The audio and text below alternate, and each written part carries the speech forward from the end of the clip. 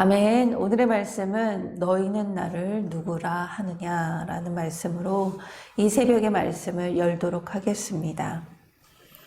예수님께서 제자들을 데리고 빌립보 가이사랴 지방으로 가십니다. 이 빌립보 가이사랴 지방은 이스라엘 북부에 있는 도시로 이방 신들과 또 로마 황제의 화려한 신전으로 아주 유명했던 곳이기도 합니다. 여기서 예수님은 제자들에게 사람들이 인자를 즉 나를 누구라 하느냐고 물으십니다. 13절 말씀입니다. 예수께서 빌립보 가이사랴 지방에 이르러 제자들에게 물어 이르시되 사람들이 인자를 누구라 하느냐. 이에 제자들은 예수님에게 사람들이 예수님을 세례 요한이라고도 하고 어떤 이들은 엘리야라고도 하고 또 어떤 이들은 예레미야나 선지자 중에 하나라고 이야기한다고 말합니다. 14절 말씀입니다. 이르되 더러는 세례 요한, 더러는 엘리야, 어떤 이는 예레미야나 선지자 중에 하나라 하나이다. 예수님을 선지자 중에 하나로 보고 있습니다. 선지자 중에 예레미야 선지자 또한 심판을 선언하는 선지자였고 하나님의 나라에 대한 선포와 또 임박한 멸망에 대한 선포를 하였던 선지자입니다. 그리고 또한 많은 지도자들의 반대와 또 핍박을 받았던 선지자이기도 했기 때문입니다. 예수님이 이제껏 많은 기적을 베푸셨어도 바리새인들과 사두개인들은 하늘로부터 오는 표적을 계속 구했습니다. 그래서 예수님은 제자들의 그 신앙 고백을 듣기 원하신 것입니다. 제자 중 어떤 이들은 예수님을 선지자와 같은 그 역사적인 인물로 여겼는데 이는 예수님이 어떤 분이신지 제대로 인식하지 못했습니다. 함께 묵상하길 원합니다. 예수님이 나를 누구라 하느냐라는 그 물음에 나는 예수님을 어떻게 생각하고 또 어떻게 고백하고 있습니까? 예수님은 제자들에게 너희는 나를 누구라 하느냐라고 질문을 하십니다. 이 질문은 사실 인류 역사상 가장 무게감 있는 질문입니다.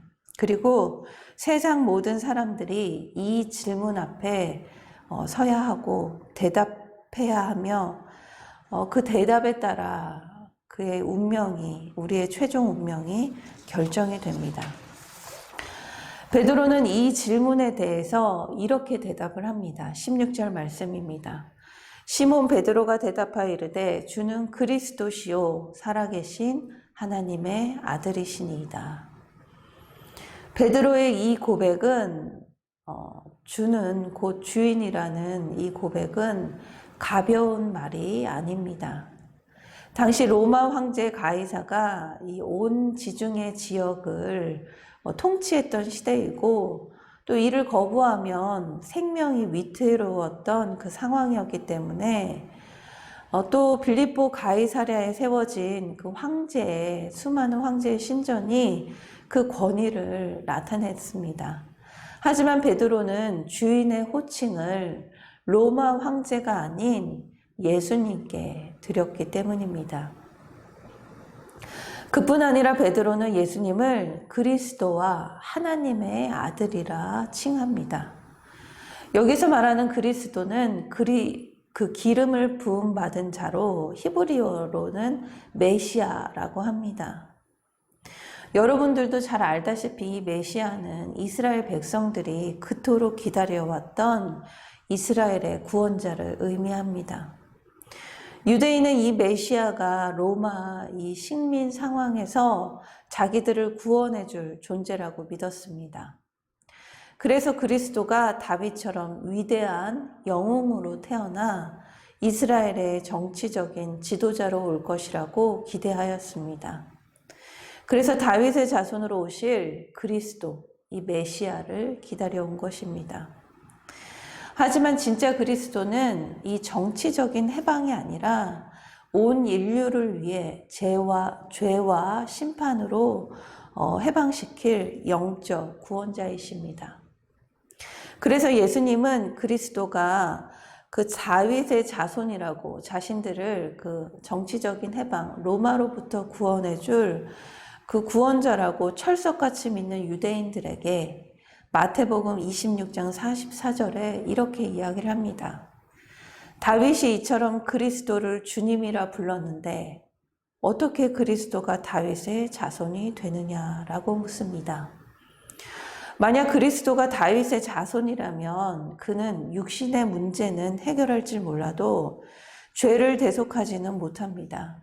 그러나 하나님의 아들이신 예수 그리스도는 인간의 죄 문제를 해결할 영적 구원자이십니다. 그렇기에 베드로가 예수님이 주시오, 그리스도요, 하나님의 아들이라 고백한 그 고백은 하나님의 아들이신 그리스도를 믿고 깨달아 영적 구원을 이루신다라는 것을 이해할 수 있습니다. 물론 후에 베드로가 예수님을 3번 부인하고 예수님을 부정했지만 예수님은 그의 이 고백을 받으셨습니다. 그리고 예수님께서는 이 고백을 한 베드로를 칭찬하셨습니다. 17절 말씀입니다. 예수께서 대답하여 이르시되 바요나 시몬아 내가 복이 있도다. 이를 내게 알게 한 이는 혈육이 아니요 하늘에 계신 내 아버지시니라. 믿음이 있어도 사람들 앞에서 내 신앙을 고백하거나 내 죄를 고백하는 것은 결코 쉬운 일이 아닙니다.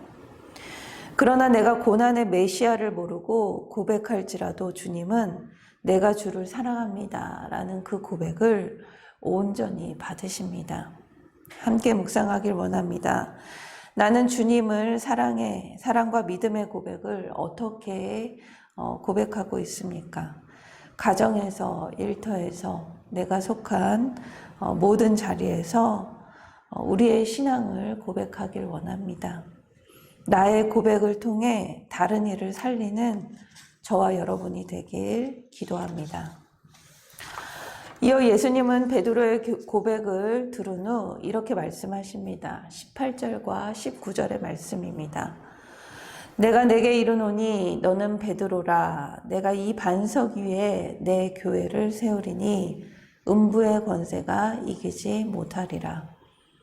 내가 천국 열쇠를 내게 주리니 내가 땅에서 무엇이든 매면 하늘에서도 매일 것이요 내가 땅에서 무엇이든 풀면 하늘에서도 풀리리라 하시고, 예수님께서는 확실한 그 신앙 고백을 한 자에게 천국의 열쇠를 주십니다. 비록 음부의 권세가 이 세상 가운데 너무나 강하지만 예수님을 믿고 고백하는 사람에게, 그 공동체에게 음부의 권세를 이기시는 힘을 주십니다. 여기서 천국의 열쇠는 맬 권세와 푸는 권세를 말합니다. 하나님의 교회가 매면 하늘에서도 매이고 교회에서 풀면 하늘에서도 풀립니다. 다시 말해 예수님을 믿는 사람에게 매고 푸는 그 큰 권세가 있다는 것입니다. 이는 하나님의 주권을 위임받는 권세입니다. 그 권세는 매고 풀 때 행사됩니다. 이 매고 푸는다라는 것은 랍비적인 용어입니다. 매는 것은 금지하는 것을 얘기하고 푸는 것은 허락을 이야기합니다. 베드로는 이 권세를 실제로 그 사도행전에서 이방인인 그 고넬료에게 세례를 베풀 때 그 이방인 회심자들을 교회가 받아들이도록 이 푸는 그 권세를 행한 적이 있습니다. 오늘 예수님을 믿음으로 고백하는 저와 여러분이 되길 간절히 기도합니다.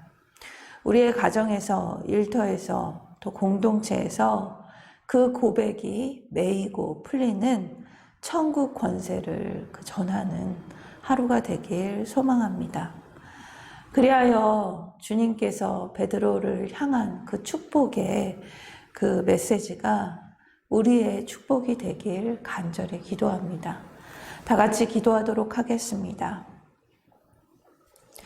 사랑의 하나님, 주님을 나의 구주로 입으로는 고백했지만 바리새인들과 사두개인들처럼 나의 고난과 나의 벗어나고 싶은 상황에서 하늘의 표적만 구했음을 고백합니다.